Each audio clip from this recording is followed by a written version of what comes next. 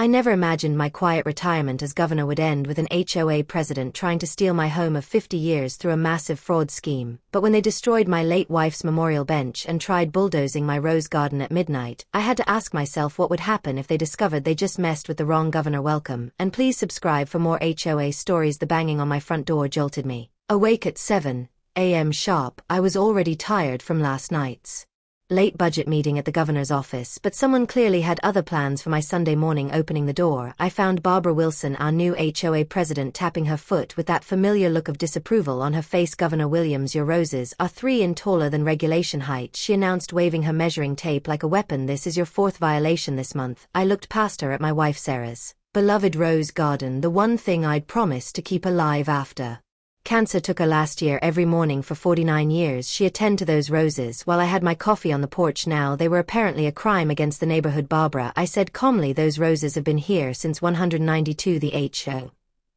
didn't even exist until 1990. She pushed her designer sunglasses up her nose and thrust a paper into my hands. New bylaws were passed last month. You should attend the meetings if you want to say in. Things being governor doesn't make you special here. I bit back a response about how I'd missed the meeting because I was handling a state emergency. Instead, I watched her march across my lawn, measuring tape still in hand, to harass Tom Patterson about his mailbox color. That afternoon, while sorting through my mail, I found something strange. A letter addressed to current resident rather than my name. Inside was an eviction notice claiming I had 30 days to vacate the property. My hands started shaking. This had to be a mistake. I called Tom right away. He'd been my neighbor for 30 years and served on the original HOA board. Hey, did you get any weird mail today, John? Thank goodness you called. Tom's voice was urgent. I just saw your house listed for sale on Zillow posted this morning. My stomach dropped. That's impossible. I own this house outright. Well, somebody thinks differently. The listing agent is Wilson Real Estate Group. Barbara Wilson. The pieces started falling into place. Her constant harassment about the roses, the sudden new bylaws, the eviction notice. This wasn't about garden regulations at all. I spent the next hour digging through my home office searching for the original deed. When I finally found it in Sarah's old filing system, another document fell out, a handwritten letter from her that I'd never seen before. My dearest John, it began, if you're reading this, something's gone wrong with the house. Check the bottom of my rose garden, 3rd bush from the left. I buried copies of all our important papers there in a waterproof box. You always teased me about being too careful with documents, but I had a feeling we'd need them someday. Even after she was gone, Sarah was still protecting our home. I grabbed a shovel and headed to the garden, not caring that I was still in my suit from yesterday's meetings. As I dug beneath her favorite peace rose, I heard Barbara's voice coming from next door. Of course, it's legal, she was saying to someone on her phone. The digital transition mixed up some ownership records, and we're simply correcting them. By the time anyone figures it out, the sale will be final. She laughed. Even the governor can't fight City Hall. My shovel hit something hard inside the metal box. I found exactly what we needed, our original deed, property surveys, and every HOA document we'd ever signed, including one from 1990 that specifically protected our pre-existing garden. I looked up to see Barbara watching me from across the fence, her phone call forgotten for just a second. Her confident mask slipped when she saw the box in my hands. Then she turned and rushed toward her house, already dialing another number. The sun was setting behind my home of 50 years, casting long shadows through Sarah's roses. As I held our property documents, I realized this wasn't just about keeping our house anymore. How many other homes had Barbara corrected during the digital transition? And more importantly, how did she not realize that a governor might know a thing or two about investigating fraud? I picked up my phone and called James Martinez, our state attorney. James, remember how you said you've been looking for a solid case against real estate fraud? I think I found something interesting in my own backyard. I heard Barbara's voice again, now shouting into her phone about emergency HOA meetings and document shredding. But for the first time all day, I smiled. Sarah had always said our little Victorian house had chosen us for a reason. Maybe she was right. I couldn't sleep after finding that eviction notice, so I went down to my basement where I keep all my important papers. My hands were shaking as I pulled out the old metal box Sarah and I had bought when we first moved in. Inside was our original deed from 1974, the paper yellow with age, but still perfectly readable. Next to it lay 50 years of property tax receipts, each one carefully filed by my Sarah. She was always the organized one. The sound of car door slamming made me look up through the basement window. A fancy real estate agent's car had parked in front of my house. My neighbor Tom Patterson was running across his lawn in his pajamas, trying to wave them away. I hurried upstairs and opened my front door just in time to hear the agent say, "The open house is scheduled for this weekend." "There must be some mistake," I said, still holding my old deed. "I never listed my home for sale." The agent gave me a puzzled look and pulled out her tablet. "According to the county records, this property was just listed by the Valley Creek HOA." She turned the screen toward me, and my heart nearly stopped. There was my home listed for $850,000 with pictures I'd never seen before. I called my old friend James at the county records office right away. While I waited for him to check the files, I went through more of my papers. That's when I found something strange, a notice from 6 months ago about the HOA modernizing their records. Barbara had made a big deal about going paperless, saying it would make everything easier. I hadn't paid much attention then. I was dealing with a state budget crisis. Tom came over with his laptop. He's good with computers, much better than me. Together we looked at the HOA's new online system. My stomach dropped when we found my property record. According to their database, I had transferred my deed to the HOA during the digital transition, but I had never signed anything like that. Look at this, Tom said, pointing to his screen. He'd found 5 other homes in our neighborhood that had similar transfers, all belonging to people who'd lived here for decades. All of them had gotten complaints from Barbara about their yards or paint colors in the past year. Just then James called back. Governor, he said, his voice serious, something's not right here. The digital deed has a signature date from 3 months ago, but according to my records you were giving a speech in the Capitol that day. I'm looking at the video right now. My security team called next. They'd spotted someone taking pictures of my house when they went to investigate. The person claimed to be measuring for renovation work ordered by the HO. I hadn't approved any renovations. I was writing all this down when I got an email from Barbara. Just wanted to remind you that the HOA has full authority to maintain community standards. The buyers this weekend are a lovely young couple. They understand the importance of proper lawn care. Unlike some of our current residents, the pieces were starting to fit together, and I didn't like the picture they made. Barbara's real estate company handling all the HOA's transferred properties, the sudden complaints about long-time residents, the mysterious digital transition. My years in politics had taught me to spot a scheme, and this had all the marks of one. A movement caught my eye. Through the window more cars were pulling up outside. Through the gathering darkness I could see Barbara directing people with clipboards toward my front porch. She looked up, saw me watching, and gave me that same smirk she'd had at last week's HOA meeting when she'd complained about my roses. My phone buzzed. A text from Linda Thompson, the HOA secretary. Governor, please check your email. There's something you need to see about the records transfer, but don't let Barbara know I sent it. The emergency HOA meeting was packed with worried neighbors. When I walked in, I hadn't worn my usual suit and tie today. I came in my gardening clothes, dirt still fresh on my knees from checking on Sarah's roses one last time. Barbara's face turned red seeing me dressed so casually. She always hated how I kept working in my garden. Even after becoming governor, I took my seat in the front row, placing my old leather briefcase on the floor. Inside was every piece of paper showing I own my home since 1973. My neighbor Tom sat next to me, squeezing my shoulder for support. The room buzzed with whispers. Nobody had ever seen an emergency meeting called so suddenly. Barbara stood at the podium in her fancy red blazer, tapping her manicured nails on the wood. Governor Williams, she said my title like it was something gross. I assume you're here to discuss the property situation. She smiled, that fake smile I'd seen too many times when she complained about my garden hose being visible from the street. You could say that I replied, keeping my voice steady like Sarah taught me during my first campaign. I'm here about you trying to sell my home without my permission. The room got so quiet you could hear the air conditioning hum. Barbara's smile got bigger, more dangerous. She pulled out a thick stack of papers from her designer bag. Actually, according to our new digital record system, you haven't owned that property since last year's database update. I stood up slowly, my knees creaking a bit. Barbara, I've lived in that house for 50 years. I have every document since 1973 right here. I patted my briefcase. You can't just type something into a computer and make my home yours to sell. Oh, but I can. She waved her papers around. See, when we updated our systems, we found several irregularities.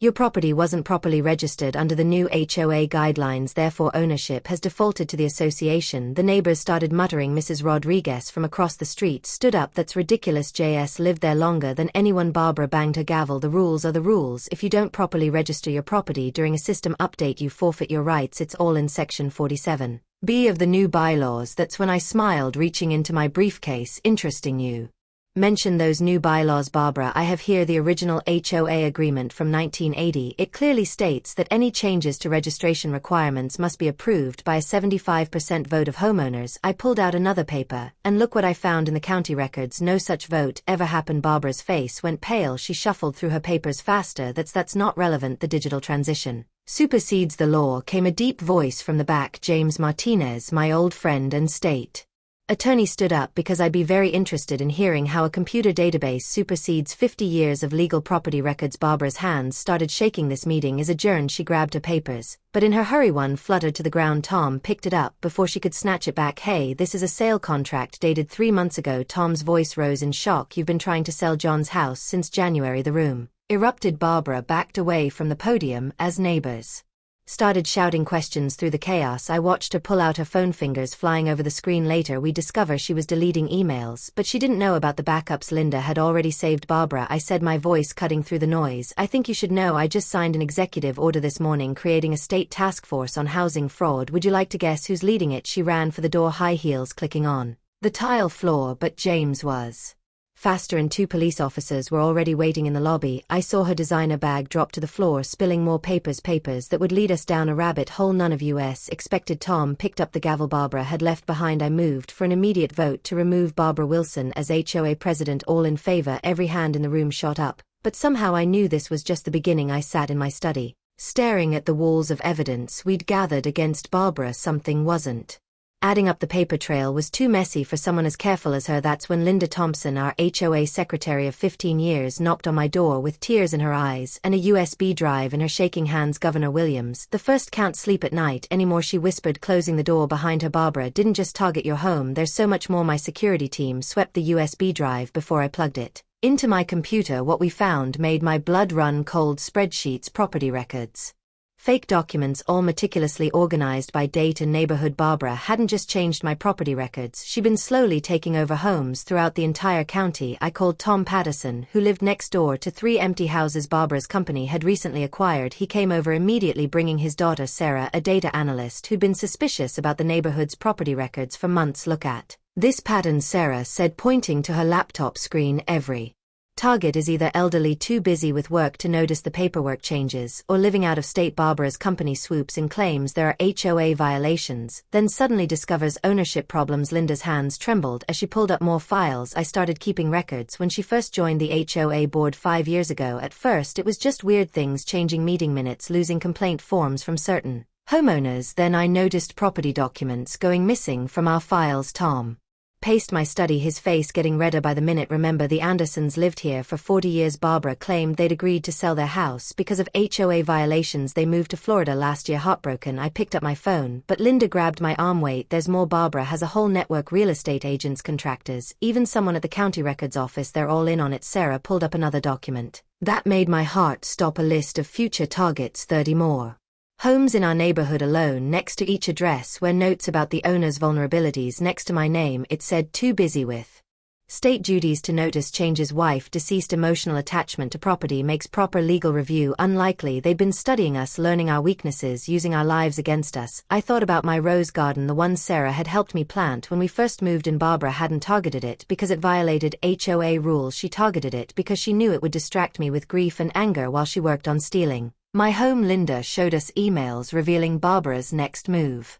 She planned to present evidence at next week's HOA meeting that several more residents had failed to properly transfer their deeds during the digital transition. It would look like a simple clerical error that just needed to be corrected. The thing is, Sarah said, pointing to her screen, I checked the original county records. None of these ownership changes ever went through proper legal channels. Barbara's been creating parallel paperwork that looks official but isn't properly registered. She's counting on no one checking the actual county records. As we dug deeper, Tom noticed something odd about the dates. Every property takeover attempt happened during major state events, when you'd be too busy to pay attention to neighborhood drama. I sat back in my chair, finally understanding Barbara's full game. She hadn't just been stealing homes, she'd been building an empire right under our noses, using our trust in the HOA system against us. The question wasn't just about saving my home anymore, it was about stopping her before she destroyed our entire community. Linda stood up straighter, her fear turning to anger. I have copies of everything, Governor, every email, every fake document, every secret meeting recording. I've been saving them for years, waiting for someone strong enough to take her down. I looked at the faces around me, Linda's determination, Tom's righteous anger, Sarah's analytical focus. Barbara might have money and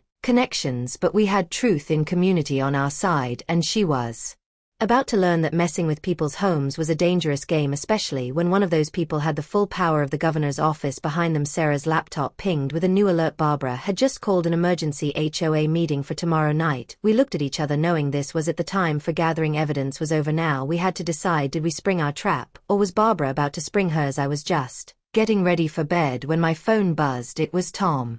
His voice shaking there. Here with bulldozers, I rushed to my window and saw the yellow machines crawling up my street like giant monsters in the dark. My security team was already moving their flashlights, cutting through the night as they surrounded 3 men in construction gear. The HOA president gave us permission. One worker claimed waving a document that looked official, but I knew better. I'd been signing official papers as governor for years. Even from my window, I could tell this one was fake.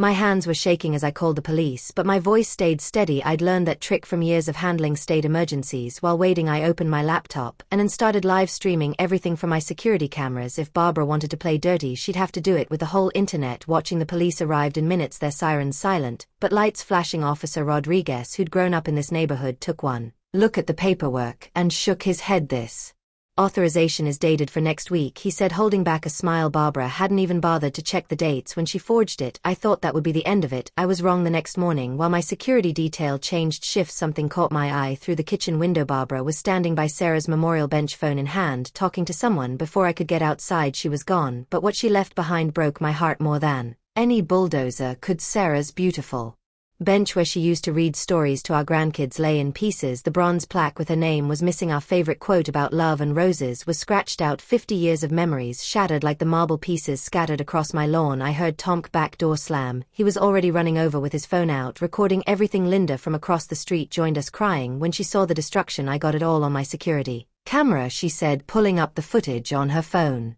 Barbara did this herself not even an hour ago. But then, Linda gasped, zooming in on her screen. In the background of her footage, barely visible behind Barbara's shoulder, was a man I recognized, the same developer who'd been trying to buy up the whole block for years. They were both looking at papers pointing at different houses on our street. My security team found 3 more hidden cameras installed around my property, all linked to an unknown IP address. Barbara hadn't just been harassing me, she'd been studying my schedule. Learning when the house was least protected, I sat in my garden surrounded by the pieces of Sarah's bench and felt something change inside me. Barbara didn't know about the hidden camera in Sarah's old birdhouse, the one I'd never had the heart to take down, or about the GPS tracker my security team had quietly placed on her car after the first threat started, or that her phone had been automatically connecting to my property's guest Wi-Fi, logging every visit as I picked up pieces of marble. My phone lit up with messages from neighbors sharing their own security footage. Barbara had been busy last night putting condemned notices on every house owned by someone over 60, but she'd made a big mistake. The notices used the official state seal, my seal. I looked at the broken pieces of Sarah's bench, remembering how she always said everything happens for a reason. Maybe she was right. Barb thought she was destroying evidence. Instead, she'd given me exactly what I needed to stop her. Proof. She was impersonating state officials. That evening, as I watched the sunset paint my roses gold, my phone buzzed with an alert from my security system. Barbara was back, this time with a whole team of people in suits, but when she saw the state police cars parked quietly along the street, her face changed. She finally realized what her greed had done. She hadn't just picked a fight with an old man who loved his garden, she declared war on a governor who knew how to fight back. The morning started with sirens, not the usual kind that came with my security detail, but the loud ones that meant business. I was sipping my morning coffee when 3 state police cars pulled up to Barbara's house across the street. My neighbor Tom ran over, still in his bathrobe, nearly spilling his own coffee. You won't believe what Linda just sent me, he said, holding up his phone. The HOA's financial records were displayed on the screen, showing money transfers to offshore accounts. Barbara hadn't just been stealing homes, she'd been running a full-blown criminal operation. I watched from my porch as Barbara emerged, still wearing her designer pajamas and that pearl necklace she always bragged about. Even now, she kept her nose in the air like she owned the whole neighborhood. The officers read her rights while she stood there, hands cuffed behind her back, her perfect hair getting messed up in the morning breeze. This is ridiculous, she shrieked loud enough for the whole street to hear. Do you know who I am? I'm friends with Senator Parker. That made me chuckle. Parker had lost his seat last year after his own scandal. Neighbors started coming out of their houses, some still in bathrobes, others dressed for work, but too curious to leave. Mrs. Johnson from number 42 brought out her phone, recording everything. Her hands were shaking. Barbara had threatened to fine her last month for having a wheelchair ramp that was an eyesore. The state investigator Agent Rodriguez walked over to brief me. 3 counties, 17 neighborhoods and over 40 homes targeted, all following the same pattern. Digital records mysteriously changed, sudden eviction notices, quick sales to Barbara's real estate company, and massive profits from flipping the properties. Governor Rodriguez said, handing me a thick folder, your home wasn't the first, but it'll be the last. We found evidence going back 5 years. Some victims lost everything. A news van pulled up Channel 5, then another from Channel 9. Barbara saw them and suddenly changed her tune. Governor Williams orchestrated this whole thing, she screamed.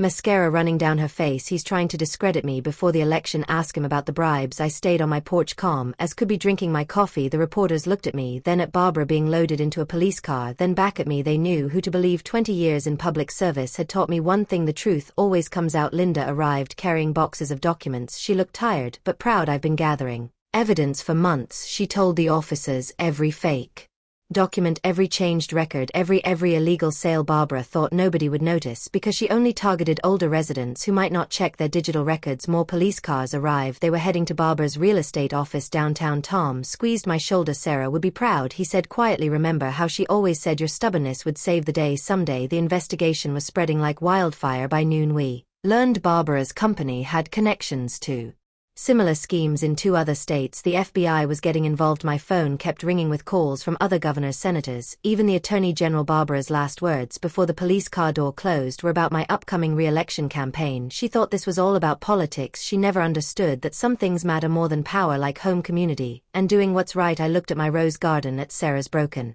memorial bench at our home of 50 years. A young reporter approached, microphone ready, asking about my campaign plans. I smiled, thinking about the retirement papers sitting unsigned on my desk at the Capitol. Barbara had assumed I was fighting to keep my position as governor, but as I watched her being driven away, I realized this was never about staying in power. The real question was how many other Barbaras were out there thinking they could prey on good people just trying to live peacefully in their homes. Tomorrow I would make my big announcement at the Capitol, but today I had some roses to tend to and a memorial bench to rebuild. The morning sun hit my face as I knelt in my rose garden, carefully planting a new Sarah's love rose bush. My hands weren't as steady as they used to be, but each flower I planted felt like a small victory. Tom Patterson, my neighbor of 30 years, walked over with 2 steaming cups of coffee. Never thought I'd see the day Barbara Wilson would end up behind bars, Tom said, handing me a cup. The news is calling it the biggest real estate scam in state history. I smiled, remembering how this all started with one simple rose garden dispute. The media trucks had finally left my driveway yesterday, after camping out for 3 weeks straight. Turns out people love stories about corrupt HOA presidents trying to steal the governor's house. Linda Thompson joined us carrying a thick folder as our new HOA president. She'd been working overtime to fix the mess Barbara left behind. You won't believe what we found in the old records, she said. Sitting on Sarah's new memorial bench, Barbara tried the same scheme in 3 other neighborhoods before moving here. She'd target older residents, mess with property records during tech upgrades, then force quick sales through her company. My security detail Mike walked up with his morning report. So we've identified 28 more victims across the state. The FBI is involved now. He paused, then added, and Mrs. Wilson's trying to make a deal with the prosecutors. I shook my head, remembering Barbara's face when they arrested her. She'd screamed about conspiracy theories and threatened to expose my corrupt administration. What she never understood was that I'd spent my whole career fighting people like her folks who thought rules didn't apply to them. The neighborhood kids rode by on their bikes waving at Governor Bill. As they passed one of them, little Annie from 2 doors down stopped to give me a hand-drawn card. Inside was a picture of my rose garden with the words "Our Hero" written in crayon. My phone buzzed. Another message from the state attorney general. They wanted me to testify at Barbara's trial next month. I thought about declining, about just enjoying my retirement in peace, but then I looked at Sarah's bench, remembered how Barbara's goons had smashed the original one, and knew I had to see this through. Tom helped me up, my knees creaking in protest. You know what Sarah would say about all this, he asked with a knowing smile. She'd laugh herself. Silly, I replied, touching the smooth wood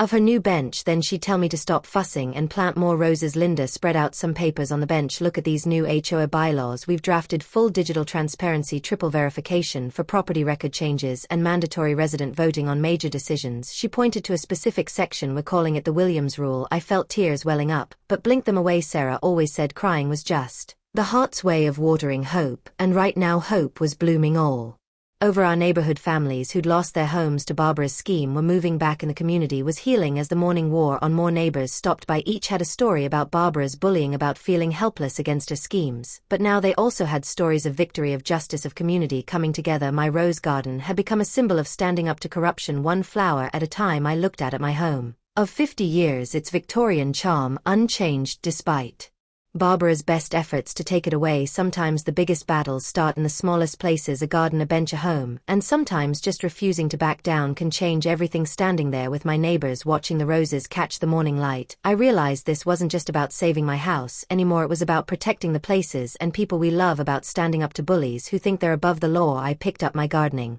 tools, ready to plant another rose bush. After all, I had a lot more flowers to plant and a community to rebuild.